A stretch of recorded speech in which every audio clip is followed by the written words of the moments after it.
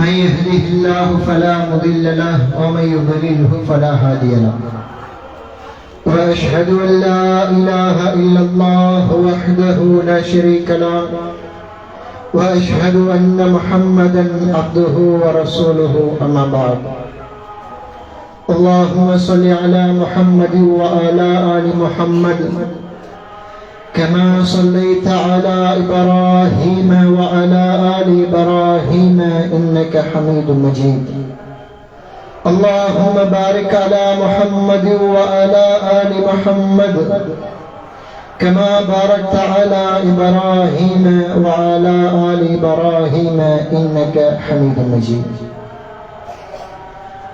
புகழ்ச்சியும் நம்மை படைத்து பரிபாலித்து கண்காணித்துக் கொண்டிருக்கிற எல்லாம் வல்ல அல்லாஹ் ரப்பல் ஆலமீன் ஒருவனுக்கே உரித்தாகட்டுமாக.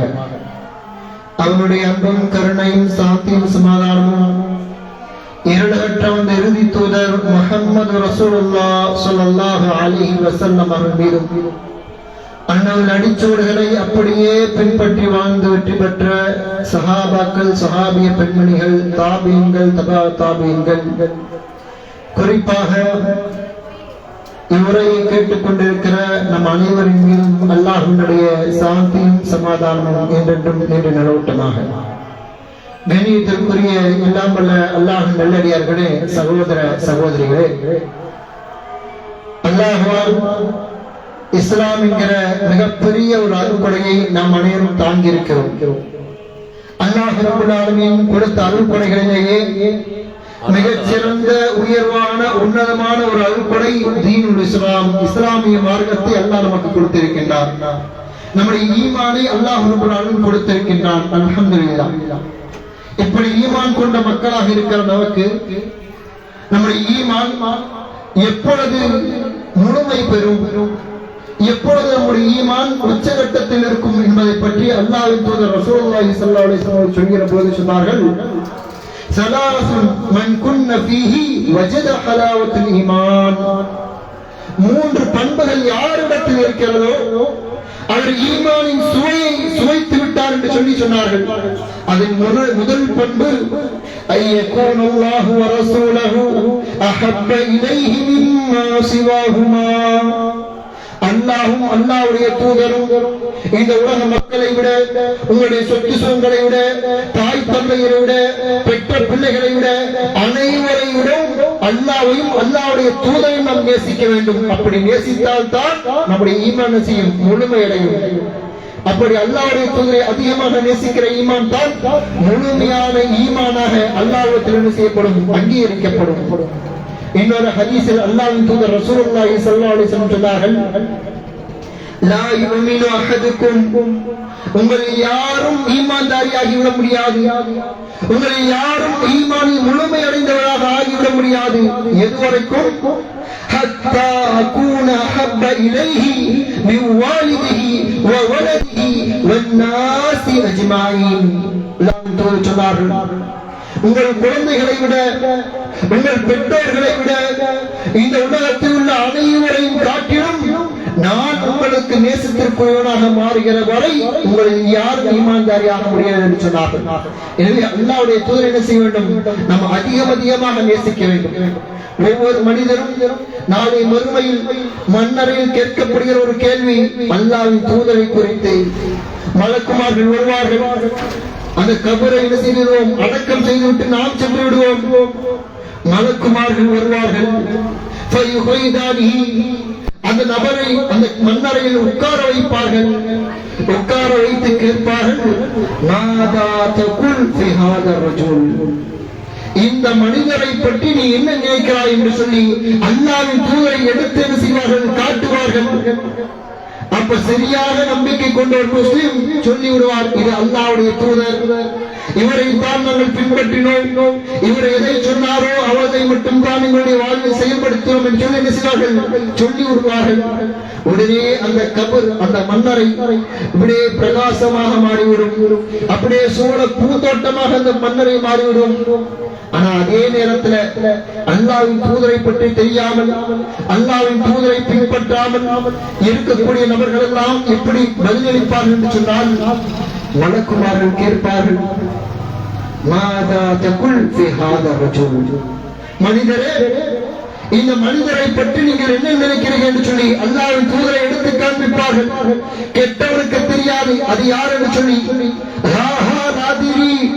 இது எனக்கு தெரியாதே, இவர் யார் என்று தெரியாதே, ஏதோ மக்கள் சொல்லிக் கொண்டிருந்தார்கள் முகமது என்று, நாங்களும் அவ்வாறே சொல்லிக் கொண்டிருந்தோம், மற்றபடி எதுவும் எங்களுக்கு தெரியாது, நாங்கள் அவர்களை பின்பற்றவில்லை, நேசிக்கவில்லை, எனவே எங்களுக்கு ஒன்றும் தெரியாது என்று சொல்வார்கள். அப்ப மலக்குமார்கள் சொல்வார்கள், நீ இப்படித்தான் சொல்லுவாய் என்று சொல்லி எங்களுக்கு ஏற்கனவே தெரியும் என்று சொல்வார்கள். சொல்லிவிட்டு சம்பட்டியால் அடிக்க ஆரம்பிப்பார்கள். அந்த ஒவ்வொரு அடியும் மனிதர்களையும் ஜின்களையும் தவிர இந்த உலகத்தில் இருக்கக்கூடிய அனைத்து ஜீவராசிகளும் கேட்கும். அந்த அளவுக்கு பலமான அடியாக இருக்கும். கபரு நெருக்க ஆரம்பித்து விடும். ஒரு விழா இருந்து இன்னொரு விழாவுடன் செய்யும் சேர்ந்து விடும். அந்த அளவுக்கு நெருக்கும். நாளை மறுமை நாள் வரை எவ்வாறு வேதனை செய்யப்பட்டுக் கொண்டே இருப்பார். எனவே இதிலிருந்து தெரிந்து கொள்ளலாம் அல்லாஹ்வின் தூதர் எந்த அளவுக்கு நமக்கு முக்கியமானவர்கள் என்று சொல்லி. அல்லாஹ்வின் தூதரை நாம் என்ன செய்ய வேண்டும்? நேசிக்க வேண்டும். சரி, அல்லாஹ்வுடைய தூதரை நேசித்தாட்டு, அல்லாஹ்வுடைய தூதரை நேசிப்பதன் வெளிப்பாடு என்ன? அல்லாஹ்வின் தூதருடைய நேசத்தை எப்படி வழிகாட்ட வேண்டும்? வெறுமனே வருடத்திற்கு ஒரு முறை மௌலூத் ஓதினால் போதுமானதா? வெறுமனே எப்பாவது ஒரு நாள் நம்முடைய வீடுகளுக்கு அழைத்து மௌலூத் ஓதினால் அது போதுமானதா? அது நேசத்தை காட்டுவதா என்று கேட்டால் கிடையாது. அல்லாஹ்வுடைய நேசத்தை, அல்லாஹ்வின் தூதருடைய நேசத்தை காட்டுவது என்று சொன்னால் அல்லாஹ்வின் தூதரை பின்பற்றுவது. அல்லாஹ்வின் தூதரை செய்தார்களா? அல்லாஹ்வுடைய தூதரை சொன்னார்களா? நான் கட்டுப்படுகிறேன் என்று சொல்லி கட்டுப்படுவது, இதுதான் நேசத்தை வெளிப்படுத்துவது என்பர்களே. அல்லாஹ் ரப்பல் ஆலமீன் சொல்கின்றார், நபிகள் நாயகம் எந்த அளவுக்கு முக்கியமானவர்கள். அந்நபியு அவுலா பில் முஃமினீன மின் அன்ஃபுஸிஹிம். அல்லாஹ் ஒற்றை வார்த்தையில் சொல்லி காண்பிக்கிறார், இந்த நபி, இந்த தூதர் முஸ்லிம்களுக்கு உயிரை விடவும் மேலானவர். முஸ்லிம்கள் தங்களை உயிரை விட மேலாக இந்த நபியை நேசிப்பார்கள் என்று சொல்லி அல்லாஹ் ரப்பல் ஆலமீன் சிலாவத்தை சொல்கின்றான். அப்படி நேசிக்கக்கூடிய நாம் அதை வெளிப்படுத்துகிறோமா? அல்லாஹ்வுடைய தூதரை கட்டுப்படுகிறோமா என்பதை நாம் நினைத்து பார்க்க வேண்டும். ஒரு நபி தோழர் வருகிறார், அப்படியே கவலையோடு வருகிறார்கள். அல்லாஹ்வின் தூதரிடத்தில் வருகிறார்கள். அல்லாஹ்வின் தூதர் அந்த மனிதரை பார்த்து கேட்கிறார்கள், யா ஃபுலான் மாலக், மனிதரே உங்களுக்கு என்ன நேர்ந்தது? உங்களை பார்ப்பதற்கு மஸ்தூனன், ஒரு கவலையா இருக்கிறீங்களே, என்ன ஆச்சின் சஹாபியை பார்த்து கேட்கிறாங்க. உடனே அந்த சஹாபி பதில் சொல்கிறார்கள், ஷையுன் ஃபக்கர்து ஃபீஹி யா ரசூலுல்லாஹ். அல்லாஹ்வுடைய தூதரே, ஒரு சிந்தனை எனக்கு தோன்றியது, ஒரே சிந்தனையாக இருக்கிறது, அதுதான் என்னுடைய கவலைக்கு காரணம் என்று சொன்னார்கள். உடனே அல்லாஹ்வுடைய தூதர் கேட்டார்கள், மனிதரை என்ன யோசிக்கிறீங்க சொல்லுங்க. அல்லாஹ்வுடைய தூதரே, நான் உங்களை அதிகமாக நேசிக்கிறேன், உங்களோடு அதிகமான நேரம் பேசுகிறேன், சிரித்து பேசுகிறேன், உங்களோடு என்னுடைய நேரத்தை செலவழிக்கிறேன். நான் வீட்டிற்கு செல்கிற போது உங்களுடைய ஞாபகம் வந்தால் உடனே ஓடோடி வந்து உங்களை பார்க்கிறேன்.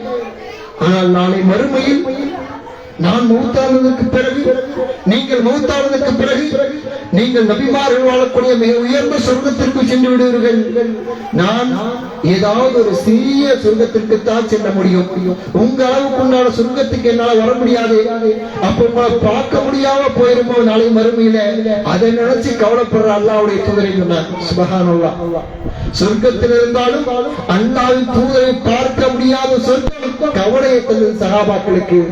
இதை கேட்ட உடனே அல்லாஹ்வுடைய தூதர் ஒரு நிமிடம் மௌனமாக இருக்கிறார், எதையும் பேசவில்லை. வானத்திலிருந்து அப்படியே என்ன செய்கிறது? வஹி வருகிறது. அல்லாஹ் ரப்பல் ஆலமீன் பேசுகிறான். அல்லாஹ்வின் தூதருக்கு பதிலாக என்ன பேசினான்? வமை யுதிஇல்லாஹ வர்ரசூல ஃபஉலாயிக மஅல்லதீன மன்அம்னா அல்லாஹு அலைஹிம். யார் அல்லாஹ்வுக்கும் அல்லாஹ்வுடைய தூதருக்கும் கட்டுப்படுகிறாரோ அவர் நாளை மறுமையில் அல்லாஹ் அருள் புரிந்தவர்களோடு இருப்பார்கள். அல்லாஹ் யார் யாருக்கு அருள் புரிந்தான்? மினன் நபியீன் வஸ்ஸித்தீகீன் வஸ்ஸுஹதாஇ வஸ்ஸாலிஹீன். அல்லாஹ் சொல்கின்றான், நபிமார்களோடு, உண்மையாளர்களோடு, நல்லவர்களோடு, ஷஹீதுகளோடு நாளை மறுமையில் உயர்ந்த சொர்க்கத்தில் இருப்பார்கள் சொல்லி என்ன செய்கின்றான்? அல்லாஹ் பேசுகிறான். அப்ப அல்லாஹ்வின் தூதரோடு நாம் எப்படி இருக்க முடியும்? அல்லாஹ்வுடைய தூதரோடு எப்பொழுது நாளை மறுமையில் ஒன்றாக இருக்க முடியும் என்று சொன்னால் அல்லாஹ்வுக்கும் அல்லாஹ்வுடைய தூதருக்கும் கட்டுப்படுவதன் மூலமாகத்தான். அப்ப உண்மையிலேயே நம்ம அல்லாஹ்வை நேசித்தோம் என்று சொன்னால், அல்லாஹ்வின் தூதரை நேசித்தோம் என்று சொன்னால், அல்லாஹ்வின் தூதரோடு நாளை மறுமையில் இருக்க வேண்டும் என்று சொன்னால் அல்லாஹ்வின் தூதருக்கு கட்டுப்பட வேண்டும். அதுதான் நேசத்தின் வெளிப்பாடு. கட்டுப்பட வேண்டும். அல்லாஹ்வின் தூதருடைய சுன்னத்துகளை ஏற்றி நடக்க வேண்டும். இன்னும் நம்முடைய சமுதாயத்தில் எத்தனை நபர்கள் அல்லாஹ்வின் தூதருடைய சுன்னத்துகளை பின்பற்றி வாழ்கிறோம்? யோசித்து பாருங்கள். என்னுடைய வியாபாரம் அல்லாஹ்வின் தூதர் கற்றுத்தந்த வியாபாரத்தை போல இருக்கிறதா? எத்தனை பேர் பதில் சொல்ல முடியும்? நான் குடும்பத்தில் நடக்கிற என்னுடைய நடைமுறை அல்லாஹ்வின் தூதர் சொன்னது போல இருக்கிறதா? எத்தனை பேர் சொல்ல முடியும்? எத்தனை பெண்மணிகள் சொல்ல முடியும்? அல்லாஹ்வின் தூதர் சொன்னதை என்னுடைய வீட்டில் நான் செயல்படுத்துகிறேன் என்று சொல்லி. அப்படி நாம் செயல்படுத்தினால்தான் உண்மையான நேசமே தவிர வெறுமனே மௌலூதை ஓடிக்கொண்டிருந்தால் அது உண்மையான நேசமாக இருக்காது. இந்த மௌலூது ஓடுவதை குறித்தும் இஸ்லாமிய மார்க்கம் என்ன சொல்கிறது என்பதை நாம் தெளிவாக அறிந்திருக்க வேண்டும் என்பர்கள் கடமையாக இருக்கிறது. காரணம், ஏதாவது ஒரு இபாதத்து செய்கிறோம் என்று சொன்னால் அதை பற்றி நாம் கண்டிப்பாக அறிந்தே இருக்க வேண்டும். இந்த மௌலூதை எடுத்து பாருங்க. இதை யார் செய்தார்கள்? அல்லாஹ் ரப்பல் ஆலமீன் தன்னுடைய அருமறையான திருக்குறளை மௌலூதை பற்றி ஏதாவது கூறுகிறார் என்று கேட்டால் குர்ஆனில் 114 அத்தியாயங்கள் இருக்கிறது. ஒரு வசனத்தில் கூட அல்லாஹ் ரப்பல் ஆலமீன் மௌலூதை பற்றி சொல்லவில்லை. மௌலூதை பற்றி எந்த ஒரு வசனத்திலும் அல்லாஹ் ரப்பல் ஆலமீன் பேசவில்லை. அல்லாஹ் ரப்பல் ஆலமீன் சொல்லித் தரல. சரி, அல்லாஹ்வுடைய தூதர் சொல்லித் தந்தார்களா? எத்தனை ஹதீஸ்கள், ஆயிரக்கணக்கான ஹதீஸ்கள் இருக்கிறது, ஆயிரக்கணக்கான நபிமொழிகள் இருக்கிறது. அதில் ஒன்றில் கூட மௌலூதை பற்றி எந்த ஒரு ஹதீஸையும் நாம் பார்க்கவில்லை. சரி, சஹாபாக்கள் செய்தார்களா? அல்லாஹ்வுடைய தூதர் அவ்வளவு நேசித்தாங்க சஹாபாக்கள். அல்லாஹ்வுடைய தூதருக்காக தன்னுடைய உயிரை அர்ப்பணம் செய்தார்கள் சஹாபாக்கள். அல்லாஹ்வுடைய தூதர் உஹது போரில் இருந்து கொண்டிருக்கிறாங்க. ஒரு சஹாபி அல்லாஹ்வின் தூதருக்கு முன்னால் நின்று போரிட்டுக் கொண்டிருக்கிறார்கள். அப்ப அல்லாஹ்வுடைய தூதர் அந்த சஹாபிக்கு பின்னாடி இருந்து எட்டி பார்க்கிறாங்க. அந்த சஹாபி சொல்கிறார், அல்லாஹ்வுடைய தூதரே, உங்களுடைய தலை என்னுடைய தலைக்கு நேராக இருக்கட்டும், உங்களுடைய நெஞ்சு என்னுடைய நெஞ்சுக்கு நேராக இருக்கட்டும். காரணம், உங்களை நோக்கி ஒரு அம்புகள் என்னுடனே தேய்க்கட்டும், உங்களுக்கு நான் கவசமாக இருக்கிறேன் என்று சொல்லி பதிலளித்தார்கள். அந்த அளவுக்கு அல்லாஹ்வின் தூதரை நேசித்தார்கள் சஹாபாக்கள். அந்த சஹாபாக்கள் ஏதேனும் ஒரு சஹாபி இப்படிப்பட்ட மௌலூதை ஓதினார்களா? அபூபக்கர் சித்திக் ரலியல்லாஹு அன்ஹு இருக்கிறார்கள், உமர் இப்னு கத்தாப் இருக்கிறார்கள், உஸ்மான் இப்னு அஃபான் இருக்கிறார்கள், அலி இப்னு அபீ தாலிப் இருக்கிறார்கள், தல்ஹா இப்னு உபைதுல்லாஹ் இருக்கிறார்கள். இப்படி எத்தனை சஹாபாக்களை எடுத்துக்கொள்ளுங்கள். ஏதாவது ஒரு சஹாபி மஸ்ஜித் நபவியில் இருந்து கொண்டு மௌலூதை ஓடினார்களா என்று பார்த்தோம் என்று சொன்னால் வரலாற்றில் ஒரு ஆதாரங்களை கூட நம்மால் காட்ட முடியாது. ஒரு ஆதாரத்தை கூட பார்க்க முடியாது. எந்த ஒரு சஹாபியும் செய்யாத செயல் இந்த மௌலூதுகள். மார்க்கத்தில் புதிதாக உருவாக்கப்பட்ட பிதாத்துகள், அனாச்சாரங்கள், புதுமைகள். இந்த புதுமையை பொறுத்து மார்க்கம் என்ன சொல்கிறது? குல்லு பித்அத்தின் வலாலஹ் வ குல்லு பித்அத்தின் ஃபின்னார். அல்லாஹ்வுடைய தூதர் சொல்லி காண்பிக்கிறார்கள். யார் ஒருவர் நான் சொல்லாத ஒன்றை மார்க்கத்தில் கொண்டு வருகிறாரோ அது பித்அத்தாகும். ஒவ்வொரு பித்அத்தும் வழிகேடுகள். அந்த ஒவ்வொரு வழிகேடும் உங்களை நரகில் கொண்டு போய் சேர்க்கும் என்று சொல்லி சொன்னார்கள். மௌலூத் என்பதை நரகத்திற்கான ஒரு வழி என்பதை, அல்லாஹ்வின் தூதரை நேசிப்பதற்கான வழி அல்ல, அது நரகத்திற்கு செல்லக்கூடிய ஒரு வழி. மௌலூதை நம்ம சொல்கிற போது சொல்கிறோம், என்ன சொல்கிறோம்? அல்லாஹ்வின் தூதரை பற்றி கவிதை பாடுகிறோம் என்கிற பெயரில் பாடுகிறோம். அல்லாஹ்வுடைய தூதரே, நீங்கள் தான் பாவங்களை மன்னிக்க கூடியவர்கள், நீங்கள் தான் எங்களை அழித்தொழிக்கக்கூடிய பாவங்களை மன்னிக்க கூடியவர்கள் என்று சொல்லி பாடுகிறோம். ஆனா யோசித்து பாருங்கள், அல்லாஹ் ரப்பல் ஆலமீன் தன்னுடைய அருள்மறையாம் திருக்குர்ஆனில் என்ன சொல்லி காண்பிக்கிறான்? وَمَن يَغْفِرُ الذُّنُوبَ إِلَّا اللَّهُ. அல்லாஹ் சொல்கின்றான், وَمَن يَغْفِرُ الذُّنُوبَ إِلَّا اللَّهُ. அல்லாஹ்வை தவிர உங்களுடைய பாவங்களை யாரோ மன்னிப்பார், நான் தான் உங்களுடைய பாவங்களை மன்னிப்பேன் என்று சொல்லி அல்லாஹ் சொல்கின்றான். இன்னொரு வசனத்தில் சொல்கிற போது இன்னல்லாஹ யக்ஃபிரு துனூப ஜமீஆ, அல்லாஹ் தான் அனைத்து பாவங்களையும் மன்னிக்கக்கூடியவன் என்று சொல்கின்றான். ஆனால் நாம் என்ன செய்கிறோம்? அல்லாஹ்வின் தூதரிடத்திலே சென்று பாவ மன்னிப்பை கேட்கிறோம். இது மார்க்கத்தின்படி கூடுமா? இது மிகப்பெரிய ஷிர்காக இருக்கிறது என்பவர்கள். இணை வைப்பு, அல்லாஹ்வுக்கு நிகராக அல்லாஹ்வுடைய தூதரை வைத்து நினை வைப்பு செய்கிறோம். அதுவும் எந்த இடத்தில்? பள்ளிவாசல்களில் இருந்து கொண்டு செய்து கொண்டிருக்கிறோம். பள்ளிவாசல்களை குறித்து அல்லாஹ் ரப்பல் ஆலமீன் என்ன சொல்கிறான் தெரியுமா?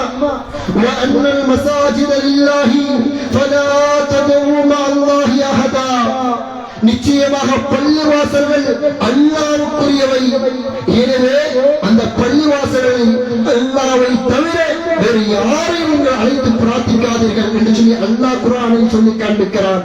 ஆனால் நாம் அல்லாஹ்வுடைய வீட்டில் அல்லாஹ்வுடைய தூதரையே அல்லாஹ்வுக்கு ஷிர்காக வைத்துக் கொண்டிருக்கிறோம். அல்லாஹ்வை பாதுகாக்க வேண்டும். ஷிர்க் வைத்து விட்டால் நிரந்தர நரகம், அந்த நரகத்திலிருந்து வெளியேற முடியாது. அப்படிப்பட்ட மாபாதக செயலை இஸ்லாத்தின் பெயரால் நாம் அரங்கேற்றிக் கொண்டிருக்கிறோம். அல்லாஹ்வை பயந்து கொள்ள வேண்டும். அடுத்ததாக அது ஒரு பெரிய பிதாத்தாக இருக்கு. ஒரு அமல் அல்லாஹ்விடத்தில் ஏற்றுக்கொள்ளப்பட வேண்டும் என்று சொன்னால் 3 நிபந்தனை இருக்கிறது. அந்த 3 நிபந்தனை இருந்தால் தான் நாம் செய்யக்கூடிய எந்த ஒரு அமலும் அல்லாஹ்விடத்தில் அங்கீகரிக்கப்படும். அந்த 3 நிபந்தனை என்னென்ன? முதலில் ஈமான் இருக்க வேண்டும், அவருடைய முஸ்லீமாக இருக்க வேண்டும், அவர் செய்யக்கூடிய இபாதத்தை தான் அல்லாஹ் ஏற்றுக்கொள்வார். இரண்டாவது இஹ்லாஸ் இருக்க வேண்டும், செய்யக்கூடிய அமலை அல்லாஹ்வுக்காக மட்டும் செய்கிறேன் என்கிற ஒரு தூய எண்ணத்தோடு நிறைவேற்ற வேண்டும். மூன்றாவது அல்லாஹ்வின் தூதர் ஸல்லல்லாஹு அலைஹி வஸல்லம் காட்டி தந்ததாக இருக்க வேண்டும். ஒரு அமலை செய்கிறோம் என்று சொன்னால் அதை அல்லாஹ்வுடைய தூதர் காட்டி தந்ததாக இருக்க வேண்டும். அப்படி அல்லாஹ்வுடைய தூதர் காட்டி தரவில்லை என்று சொன்னால் அதை நாம் செய்யக்கூடாது, அது ஹராம். நினைத்து பாருங்கள், அல்லாஹ்வுடைய தூதர் ஏதாவது ஒரு இடத்தில் காட்டி தந்தார்களா? எதுவும் சொல்ல முடியாது என்பர்கள். இல்ல அல்லாஹ்வுடைய தூதர் சொல்லி இருப்பாங்க, ஹதீஸ்ல பதிவு செய்யப்பட்டிருக்கிறது என்று சொல்லி என்ன செய்யக்கூடாது, நினைத்து விடக்கூடாது. காரணம் என்ன? ஹதீஸ்களில் எந்த அளவுக்கு நுட்பமாக பதிவு செய்யப்படுகிறது.